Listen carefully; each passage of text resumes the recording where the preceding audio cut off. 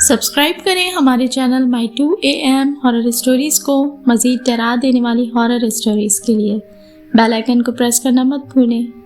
السلام علیکم ویورز، کیسے ہیں آپ سب؟ امید ہے آپ سب خیریت سے ہوں گے اور جہاں بھی ہوں گے بہت خوش ہوں گے۔ آج کی اسٹوری بہت ہی امیزنگ ہے۔ اسٹوری دیکھنے سے پہلے آپ سبھی لوگوں سے ریکویسٹ ہے، اگر آپ کو یہ ہارر اسٹوری اچھی لگے تو اسے لائک کر کے زیادہ سے زیادہ اپنے دوستوں کے ساتھ شیئر کریں، اور پسند آئے تو چینل کو سبسکرائب کرنا بالکل مت بھولیں۔ تو آئیے سنتے ہیں آج کی خوفناک کہانی۔ دوستوں، یہ اسٹوری مجھے سائمہ نے بھیجی ہے پشاور سے۔ ان کے کہنے کے مطابق سلیپ پیرالیسس اور رات کو سوتے وقت ہونے والے دونوں واقعات بہت ہی الگ سچویشنز ہوتی ہیں۔ میں نے یہ دونوں سچویشنز محسوس کی ہیں جو میں آج آپ کے ساتھ اس کہانی میں شیئر کرنے لگی ہوں۔ دوستوں، میری شادی 2002 میں ہوئی تھی۔ شادی کر کے میں جس فلیٹ میں گئی وہ بالکل نیو بلڈنگ بنی ہوئی تھی، اسی لیے وہ پوری طریقے سے آباد نہیں تھی، یعنی وہ بلڈنگ ابھی کچھ ہی ٹائم پہلے تعمیر ہوئی تھی، اسی لیے کافی فلیٹس اس میں سے خالی تھے۔ بس چند ہی فلیٹس تھے جس میں لوگ رہ رہے تھے۔ ہم نے بھی وہاں پر ایک نیا فلیٹ خریدا تھا۔ میں فلیٹ میں گئی تو وہ کچھ اس طریقے سے بنا ہوا تھا کہ میرے فلیٹ کا جو کچن تھا اس کی کھڑکی جہاں کھلتی تھی تو سامنے والے فلیٹ کی بھی کچن کے اندر ہی وہ کھڑکی کھلتی تھی، یعنی دونوں فلیٹوں کے کچن کھڑکی کھلنے کے ساتھ آمنے سامنے ہو جایا کرتے تھے۔ اور جو سامنے والے فلیٹ کا کچن تھا اس کے الٹے ہاتھ طرف ایک مسجد تھی۔ میں شادی ہو کر اسی گھر میں رخصت ہو کر آئی تھی۔ شروع میں تو میرا ٹائم یہاں پر بہت اچھا گزرا، کسی قسم کا کوئی مسئلہ نہ ہوا۔ میرے ہسبینڈ بھی اس گھر میں مجھے اکیلا نہیں چھوڑتے تھے۔ شروع میں میرا دیور میرے ساتھ رہا، لیکن پھر اس کی بھی جاب تھی، وہ چلا جایا کرتا تھا، تو شام کے ٹائم میرے ہسبینڈ مجھے میری امی کے گھر چھوڑ دیا کرتے تھے، اور رات میں آفس سے واپس آتے وقت مجھے پک کر لیا کرتے تھے۔ اسی طریقے سے 2 مہینے تو شروع کے بہت ہی اچھے گزرے۔ 2 مہینے تک سب کچھ ایسے ہی چلتا رہا، سب کچھ بہت اچھا چلتا رہا۔ لیکن پھر میں نے اپنے ہسبینڈ سے ایک دن کہا کہ آخر کب تک اس طریقے سے چلتا رہے گا کہ تم مجھے روزانہ صبح میں چھوڑ دو گے اور رات میں لیتے رہو گے؟ میرے خیال میں اب مجھے گھر کے اندر ہی وقت گزارنا چاہیے۔ الحمدللہ میں اب آہستہ آہستہ اپنے گھر میں سیٹ ہونا چاہتی ہوں۔ میرے ہسبینڈ بالکل بھی اس بات پہ آمادہ نہ تھے کہ وہ گھر میں مجھے اکیلا چھوڑ دیں، لیکن میرے اصرار کرنے پہ پھر انہوں نے میری بات مان لی۔ گھر پہ اکیلے رکنے کے لیے میرے شوہر بہت مشکل سے مانے، لیکن جب میں نے گھر میں رکنا شروع کرا تو میری توجہ گھر کے کاموں میں لگنا شروع ہو گئی۔ میرا کچن میں آنا جانا زیادہ ہو گیا۔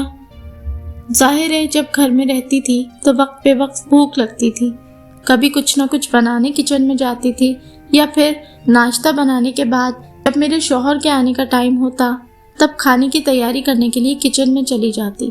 اسی طریقے سے میرا کچن میں آنا جانا زیادہ ہو گیا۔ لیکن ایک بات جو بہت عجیب تھی وہ یہ کہ جب بھی میں کچن میں کام کر رہی ہوتی تھی اور کام کے دوران سامنے والے کچن کی کھڑکی پہ میری نظر پڑتی تو مجھے بہت ہی گھبراہٹ ہوتی اور بہت عجیب محسوس ہوتا، کیونکہ وہ اپارٹمنٹ بالکل خالی پڑا تھا۔ میں جب اس طرف دیکھتی تو اس ویران اپارٹمنٹ پہ میری نظر پڑتی اور مجھے بہت ہی برا اور ویران محسوس ہونا شروع ہو جاتا تھا۔ خیر، میں اسے اگنور کرتی، لیکن اب یہ روز کا معمول بن گیا تھا۔ جیسے ہی میری اس جگہ پر نظر پڑتی میرا دل خراب ہونا شروع ہو جاتا۔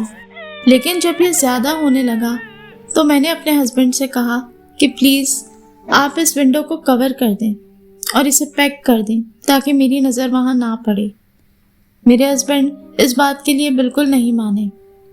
بالآخر 1 دن کے بعد میں نے خود ہی اس ونڈو کو بند کر دیا اور اسے اخبار لگا کے پیک کر دیا تاکہ مجھے شیشے کے پار بھی وہاں سے نظر نہ آ سکے۔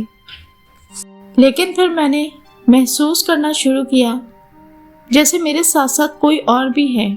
جب بھی میں گھر میں اکیلی ہوتی تو بھی مجھے یہ بات محسوس ہونے لگی جیسے میرے پیچھے ساتھ ساتھ کوئی اور بھی ہے۔ مجھے دوپہر میں سونے کی عادت ہے، میں اکثر کیونکہ اکیلی ہوا کرتی تھی، کچھ خاص کام بھی نہ ہوا کرتے تھے، تو میں دوپہر میں لیٹ کے سو جایا کرتی تھی۔ عصر سے آدھا گھنٹہ پہلے میں اٹھ جاتی تھی اور پھر باقی گھر کے کام نپٹاتی تھی۔ لیکن کچھ دنوں سے مجھے ایسا محسوس ہونے لگ گیا تھا جب میں سوتی جیسے کوئی میرے اوپر بیٹھا ہوا ہے اور اس نے بری طریقے سے میرا فیس کو دبا رکھا ہے، یہاں تک کہ مجھے سانس بھی نہ آتا تھا اور میری زبان بھی جیسے کسی نے لاک کر دی ہو۔ میری زبان میرا ساتھ ہی نہیں دیتی تھی کہ میں کوئی سورت وغیرہ پڑھ سکوں۔ ایسا لگتا تھا میری باڈی بالکل فریز ہو گئی ہے۔ جیسے ہی میری بے بسی بالکل پیک پہ پہنچنے والی ہوتی، ویسے ہی عصر کی اذان ہو جاتی اور پھر میری باڈی ڈھیلی پڑنا شروع ہو جاتی۔ میری اتنی بری حالت ہو جایا کرتی تھی کہ میں خوف کے مارے پسینہ پسینہ ہو جاتی تھی۔ خیر کچھ دن ایسا ہی چلتا رہا، پھر مجھے خیال آیا کیوں نہ سوتے وقت میں فلیٹ کا مین گیٹ کھول دیا کروں اور پردہ آگے کر دوں۔ اس طریقے سے پردہ بھی ہو جائے گا، باہر سے اندر کا کچھ نظر بھی نہیں آئے گا اور گھر میں تازہ ہوا بھی آتی رہے گی اور باہر کا شور اور چہل قدمی بھی گھر کے اندر سنائی دے گی، جس سے مجھ پہ یہ خوف طاری نہیں ہوگا۔ اور ایسا ہی ہوا۔ جیسے ہی میں ایسے سونے لگی، 3-4 دن تک تو سب کچھ بہت اچھا چلتا رہا، لیکن اس کے بعد وہی ہوا جس کا مجھے ڈر تھا۔ یہاں آپ کو بتاتی چلوں کہ میں کافی بہادر بھی ہوں، اتنی جلدی چھوٹی چھوٹی چیزوں سے ڈرا نہیں کرتی، لیکن اب جب ان سارے معاملات کا کوئی اثر نہیں ہو رہا تھا تو یہ ساری باتوں کا ذکر میں نے اپنے ہسبینڈ سے کیا۔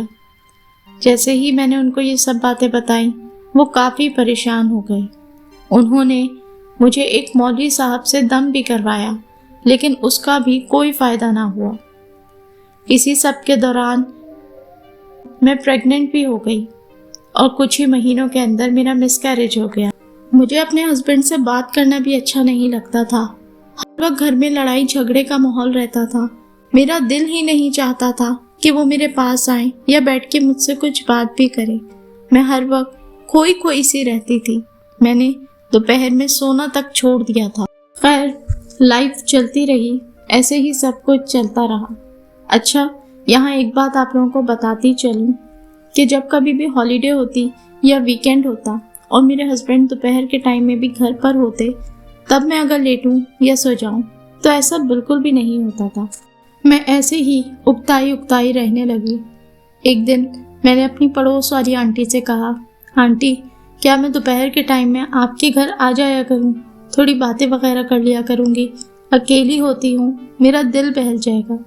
آنٹی نے کہا بالکل بیٹا تم آ سکتی ہو۔ اگلے دن اللہ جانتا ہے ایسا کیا ہوا، جب میں نے ان کے گھر جانے کا پروگرام بنایا تو ان کے ہسبینڈ کی طبیعت خراب ہونا شروع ہو گئی۔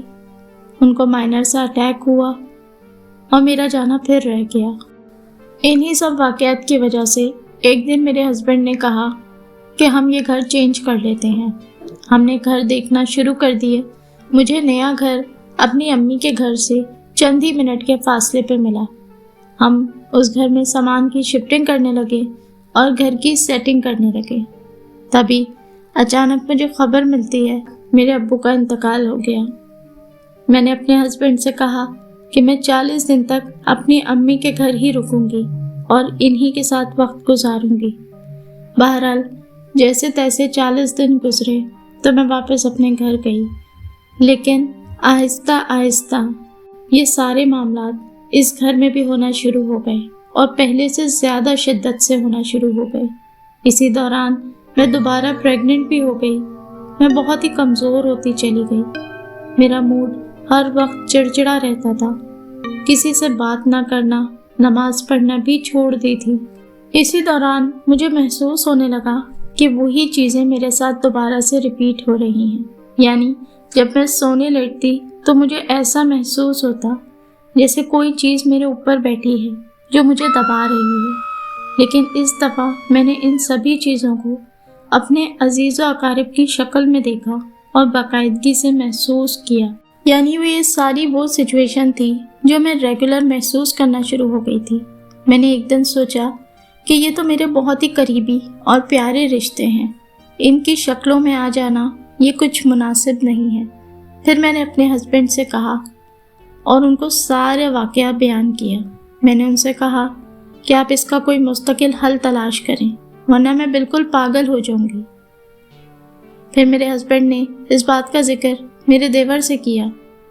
میرے دیور کے دوست کے ماموں تھے جو کافی ضعیف اور بزرگ تھے، ان کے پاس کچھ موکلات تھے، لیکن وہ بزرگ عورتوں سے ملنا پسند نہیں کرتے تھے۔ اسی لیے میرے ہسبینڈ وہاں پر گئے اور انہیں سارا کا سارا واقعہ بیان کیا۔ انہوں نے ایک دم کیا ہوا پانی دیا اور کہا کہ مغرب کے وقت پورے گھر کے اندر چراغاں کرنا اور یہ پانی پینے کے لیے کہا۔ میں نے باقاعدگی سے اس پانی کو پینا شروع کر دیا اور الحمدللہ اللہ کے فضل سے میں بالکل ٹھیک ہو گئی اور آج دن تک بالکل ٹھیک ہوں۔ اسی دوران میرا بیٹا پیدا ہوا۔